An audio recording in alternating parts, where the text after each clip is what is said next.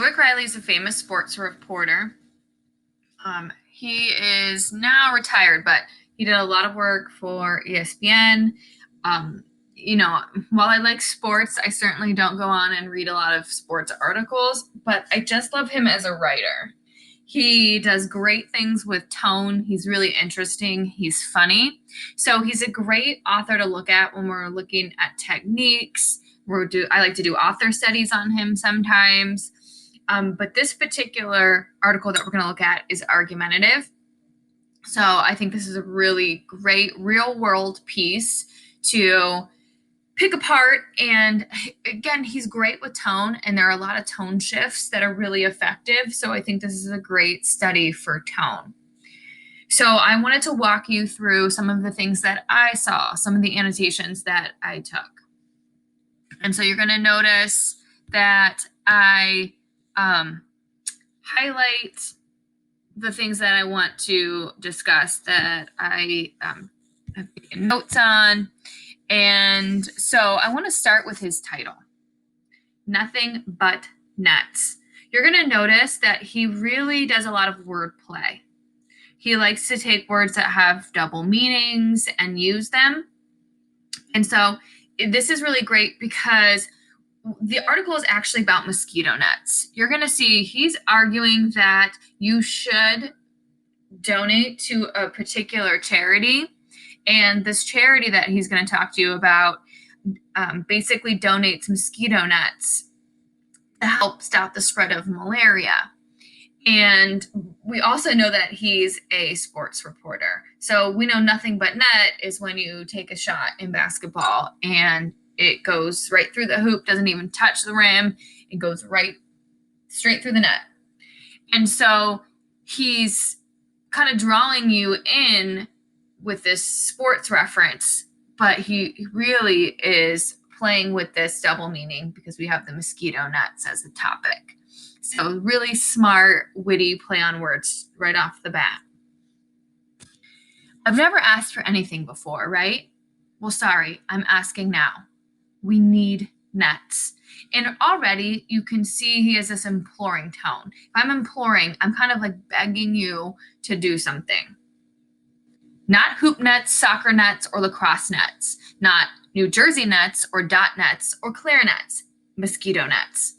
And so I made this comment. I really like his intro. His questions lead me to believe that he really needs something, and he does. You know, when he said to you, I've never asked you for anything before, right? Well, I'm asking now. He's really placing this emphasis on this need. It's important enough to him that he's asking you, and he doesn't normally do that. I like the way he introduces a lot of nets that would connect us to what he normally writes about, sports, and then he flips it on us and says something unexpected. I also like his use of simple, short sentences and very short paragraphs. I mean, look at that. We need nets, 3 words. That's a paragraph, a whole paragraph, and a sentence. There's a really lot of emphasis there. It makes what he's asking for seem so simple that we should want to give him an easy sure. And then there's that word choice there, that repetition of the word nets. It's engaging, it's a little bit humorous, and it starts to make his point right away. You know, and you're going to see he's going to talk about all these different nets in our lives that we take for granted, right? We need a new basketball net for our hoop. We get it. We want to go watch a game, and there are nets in that game. We buy tickets. And then we're going to see a big contrast with these families who can't even afford mosquito nets that are life-saving, contrasted with, you know, all of the nets in our lives we have. And those are just kind of symbols of access to so many opportunities, you know, that we have here, and so much wealth that we have here. And then they can't even afford a life-saving net. See, nearly 3,000 kids die every day in Africa from malaria.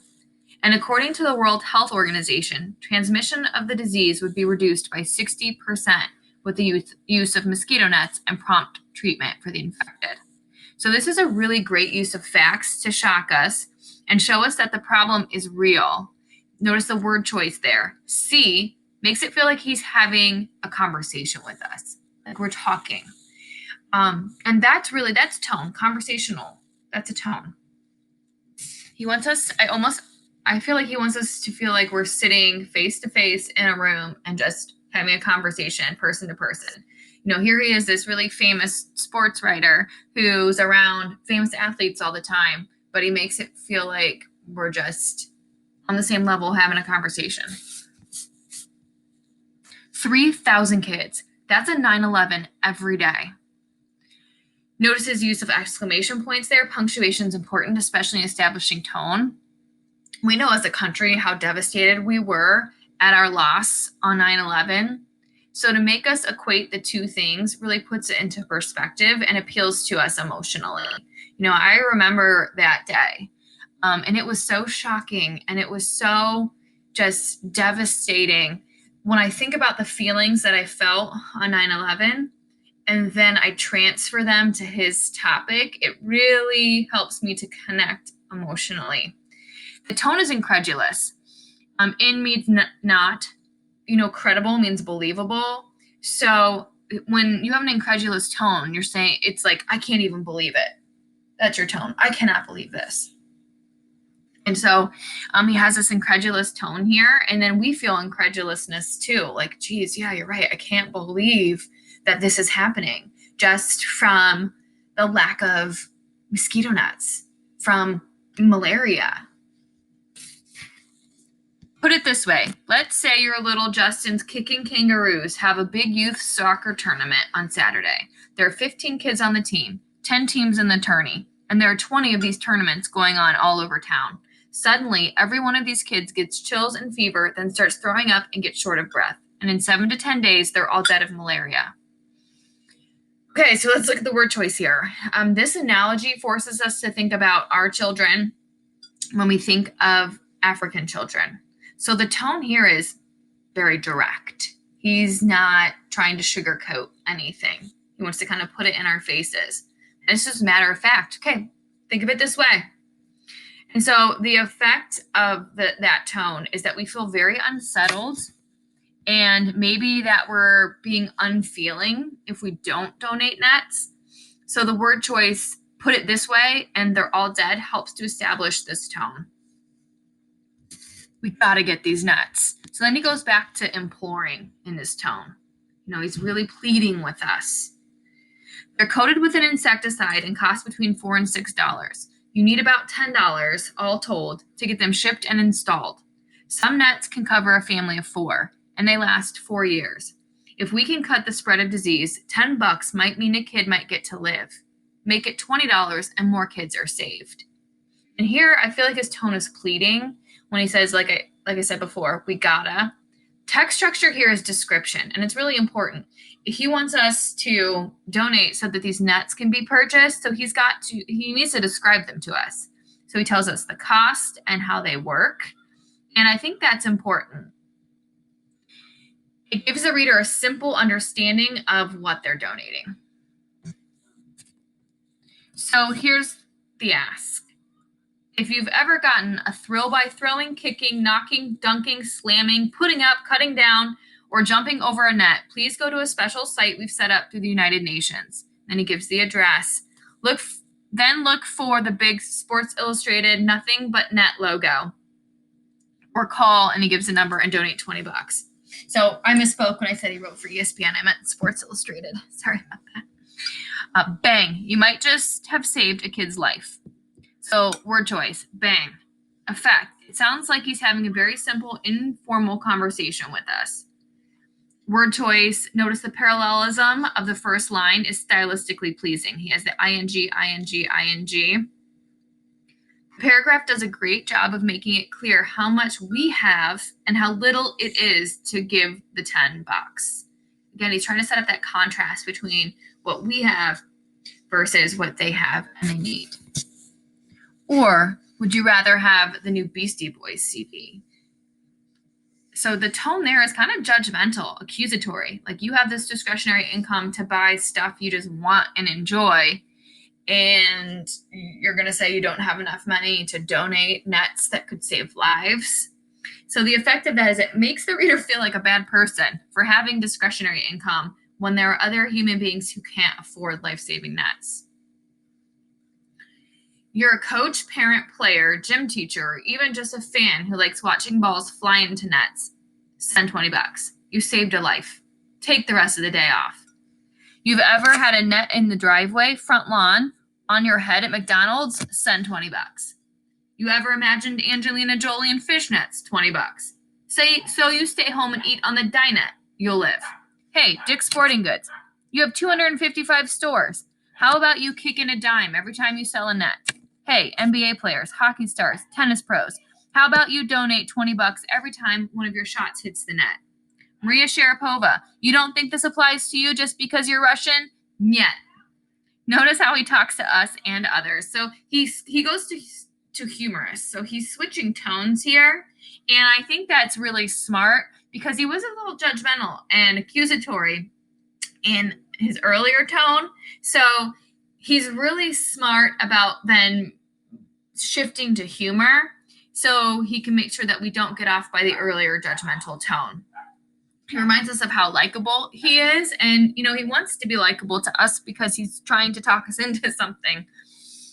And then, again, he just keeps making this point in different ways.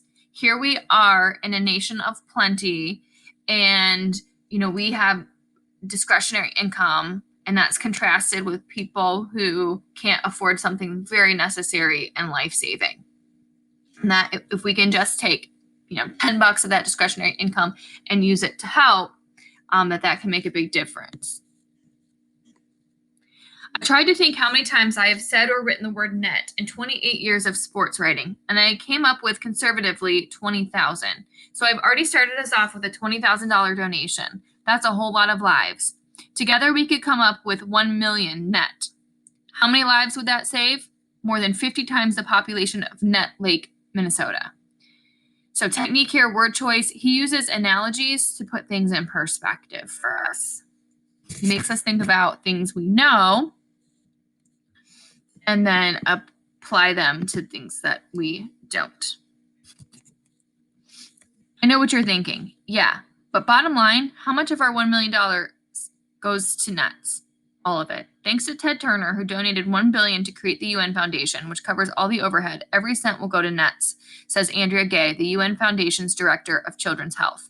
So here he's addressing a counterclaim, an opposing viewpoint, by offering a fact, because many people, when they're confronted with the choice of donating to a charity or not, they often will say, no, I feel like a lot of what I donate just goes to pay salaries and overhead, and very little of my money actually goes to help people. And so he knows that people have that misconception of his charity here. And so he brings up that counterclaim, and then he refutes it with these facts, right? The 1 billion that covers the overhead. And then he even quotes the director to refute that counterclaim. So that's a nice rebuttal he offers there. And that's how you know you have an argumentative piece. If you can find some counterclaims and some rebuttals, now we're talking.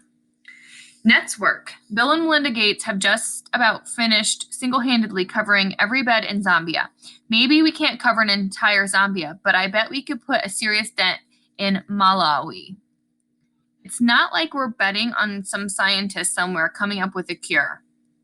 And it's not like warlords are going to hijack a truckload of nets. Theoretically, if every person in Africa slept at night under a net, says Gay, nobody need ever die of malaria again. You talk about net profit. Here he addresses a counterclaim or an opposing view. Again, right? He's addressing gripes people often have with donating to charities.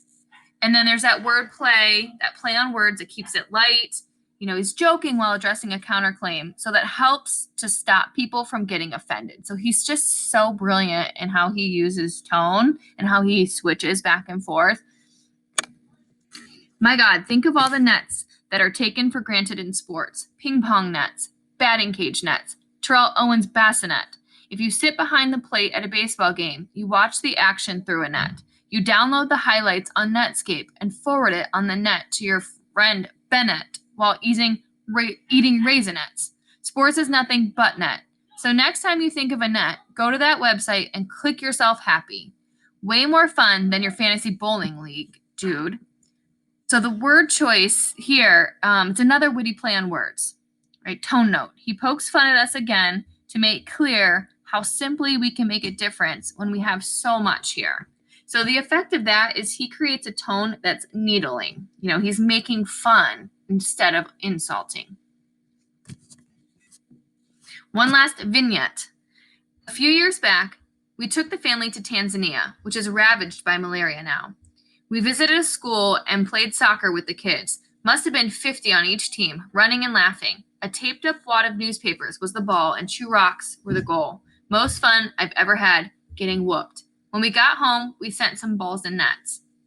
So this conclusion links him and his family to the cause. It shows how little they have and how much they need, which makes it seem even less of a burden to send a few nets. So if we look at word choice here, the imagery here makes me think of these kids who use sports in the most pitiful and creative ways to find joy. We find joy in sports all the time, but we have so many resources. We see nets daily and they bring us joy.